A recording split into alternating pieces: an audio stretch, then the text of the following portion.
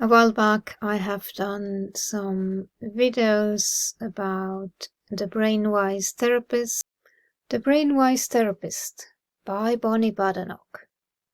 Grounding therapy in the right brain. Left-centered thinking can cut us off from our right hemisphere social circuits, rendering us unaware of our bodies and the subtle waves of primary motion that whisper to us about fluctuations in the quality of connection. Without this awareness, we may not be able to flow well with our patients. If we hunker down in our own left hemispheres, trying to think our way to the best intervention or keenest interpretation, we are likely to initiate at least 2 shifts. Our patients will initially follow us to the left, then perhaps become uncomfortable when right hemisphere attachment needs go untended, and we risk becoming disengaged from our bodies, an important source of information about our patients' inner worlds. Instead of the graceful fluid dance of co-regulation that leads to integration and healing, we may fall into a lockstep forced march. Our interventions will no longer be as connected to the felt needs of the person, and will therefore often fall on relatively sterile ground. We might ask where theory comes into the picture. Is it always an unhelpful left brain force? On the contrary, solid grounding in a felt understanding of how body, brain, and mind are wounded and recover can actually lend us confidence, giving therapy a shape and steadying our minds. It is like having a roadmap that gives us the security to savor the scenery to the full. Expanding the therapist's mental health.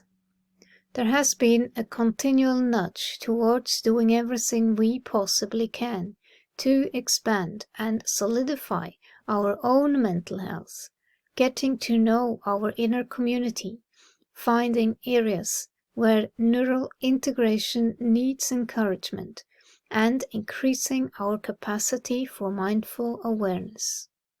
Working to establish the internal space to welcome and then contain the pain, fear, and desolation our patients bring us is the most essential work. Although therapist sensitivity is partly a function of temperament, the far larger component is our ability to maintain neural integration under emotionally trying circumstances. As we forge inward ourselves in service of this goal, we find that at least 3 interwoven processes have a chance to unfold. We heal what we can, widening our own window of tolerance. We become conscious of our implicit vulnerabilities, letting go of any belief that we can or must be perfect containers, and we develop sufficient mindfulness to become aware in the moment when we are activated by our patient's struggles. This last capacity allows us to minimize tendencies to replicate hurtful relational patterns, reinforcing the very neural nets we are seeking to change. However, when the inevitable ruptures do occur, mindful awareness allows us to repair them promptly and well. This process begins with establishing and strengthening our vertical integration, especially in the right hemisphere, linking body, limbic region, and cortex. As we engage with our patients in the back and forth, microsecond, implicit to implicit interchanges that deeply connect people, vertical integration will give us a greater ability to sense the ebb and flow of empathic connection in our bodies. We will be able to make better use of our resonance circuits to enter as cleanly as possible into our patient's emotional house without undue perceptual bias distorting our sense of what they may be experiencing. We will more easily feel in our bodies when the doors to our hearts close so that we can locate the limbic upset and remedy the rupture. Most of all, we need to have confidence that the process constantly unfolding within us out of awareness most often supports the kindness and understanding of our outer behavior.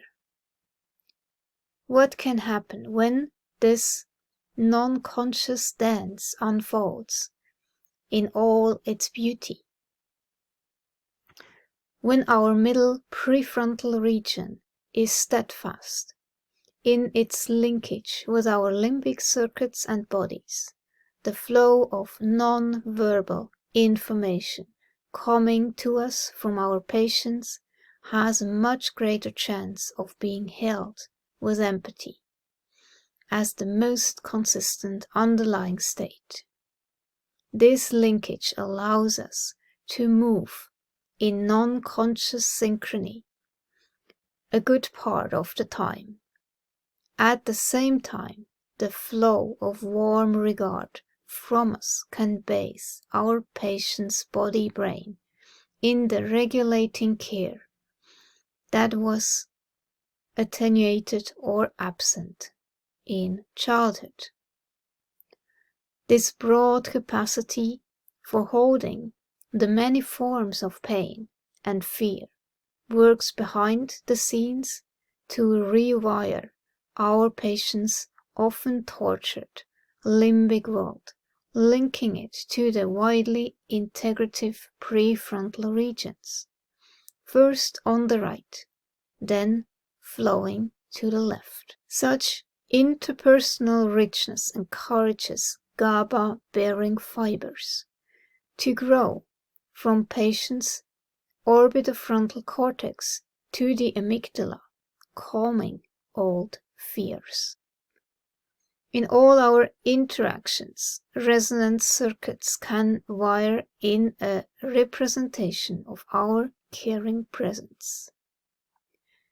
In this kind of safety, the patient's attachment system can reawaken, sometimes flooding the mind and body with dread, terror, or anxiety. Waves of protective anger may also course through the body. In our stability, we can now meet these surging emotions with regulating warmth and security. With this reassurance, cortisol levels in patients may gradually move into the normal range as oxytocin and opioids are released by the experience of connection. Over time, the autonomic nervous system can establish greater balance, not swinging to extremes, but oscillating more frequently in gentle waves between sympathetic enthusiasm and parasympathetic relaxation. Thanks to the many accumulating experiences of interpersonal regulation, when stress does push patients out of their window of tolerance, they can draw on inner resources to resiliently return to a balanced state. Many patients report feeling more whole as they increase in regulation, integration, linked states of mind into a continuous sense of self. Based on the trustworthiness of the therapeutic relationship, implicit mental models gradually change for the better. When we fall away from empathy, as we inevitably will, we feel the break as unease in our bodies, and we work with our patients to restore connection. All of this healing is held and facilitated by the way our bodies, brains, minds dance together in the flow of right brain to right brain attunement that patiently unfolds over weeks, months, and often years, if the injury has been great. When our deeper mind knows a good deal about the choreography of secure attachment, it supports and informs the non-verbal, right hemisphere-based ways in which we connect with our patients. Riding on the flow of an integrating brain, our tone of voice, our gestures of care, the rhythm of our breathing, the tenderness in our eyes, and the receptivity of our posture can help open the door to our patients' implicit worlds. When powerful emotions surface, even those we might consider ugly or hurtful, we can consciously recognize the inner source while our whole being holds this person with regulating care. These are the very ways a mother moves with her baby when the foundation for secure attachment is being formed. Such sensitivity, whether in mother or therapist, heightens the capacity to respond to even very small changes within the other person as they make their appearance in the body. All of these points suggest that the crucial ingredient for healing is staying in sustained regulating contact with our patients. One of our gifts to them is consistently seeking to remain in the sometimes ample and sometimes narrow space between the desert of cognitive empathy and the jungle of limbic overwhelm.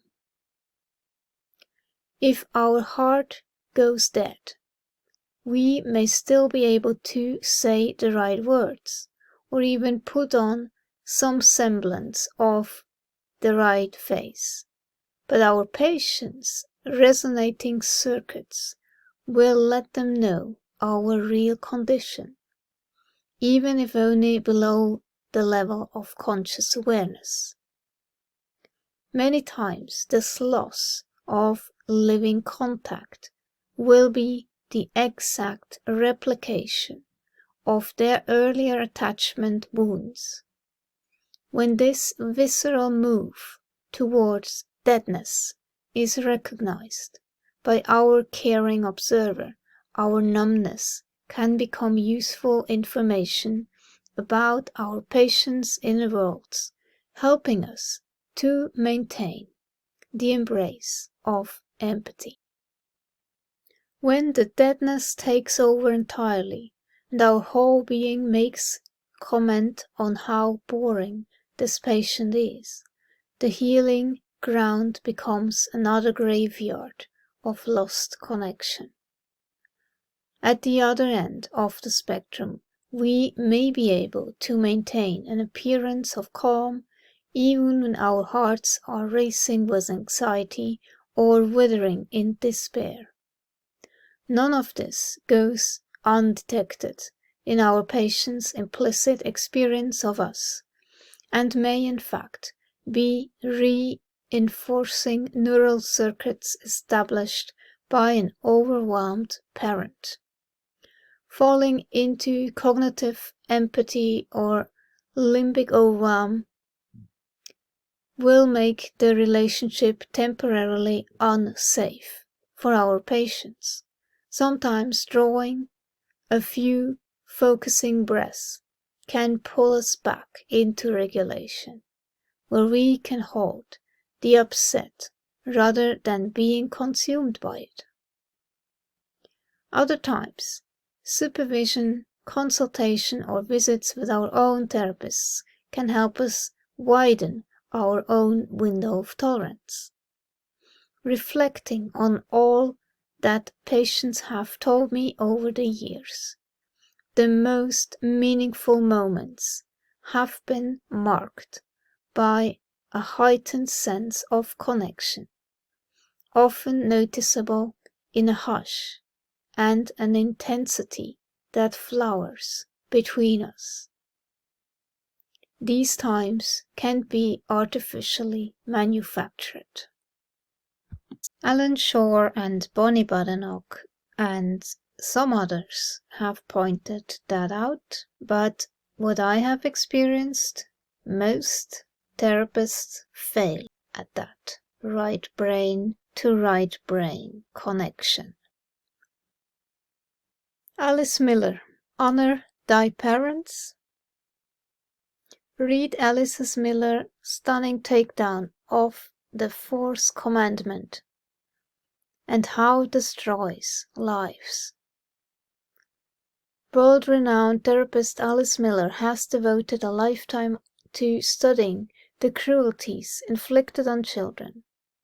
In The Body Never Lies, the lingering effects of cruel parenting, Miller goes further, investigating the long-range consequences of childhood abuse on the adult body, using numerous case histories gleaned from her practice as well as examining the biographical stories of celebrated writers such as Marcel Proust, Virginia Woolf, Friedrich Nietzsche, and others. Miller shows how a child's emotional traumas, repressed humiliation, and bottled rage can manifest themselves as serious adult health problems. In discussing the lives of these literally giants, Miller explores the known or in some cases unknown traumas that haunted each author's childhood. More important, Miller connects the writer's painful childhoods with their later afflictions, which included depression, anorexia, cancer, and even insanity. While examining everything from parental spanking to sexual abuse and emotional blackmail, Miller exposes the societal pressures that converge to harm children. She explains that we have so many societal mechanisms to prevent us from feeling anger or rage against our parents that we tend never to confront our own feelings. To combat the debilitating effects of such jarring and often contradictory emotions, Miller explores the benefits of using a therapist as an enlightened witness to reaffirm the patient's repressed reactions to a forgotten childhood experience. Miller also discusses how institutionalized religion itself can contribute to be the crushing guilt that prevents us from being healthy and conscious adults. She urges society to realize that the fourth commandment, honor thy father and thy mother, offers immunity to abusive parents. Indeed, she argues, it is healthier not to extend forgiveness to parents whose tyrannical child-rearing methods have resulted in unhappy and often ruined adults' lives. Can't do it.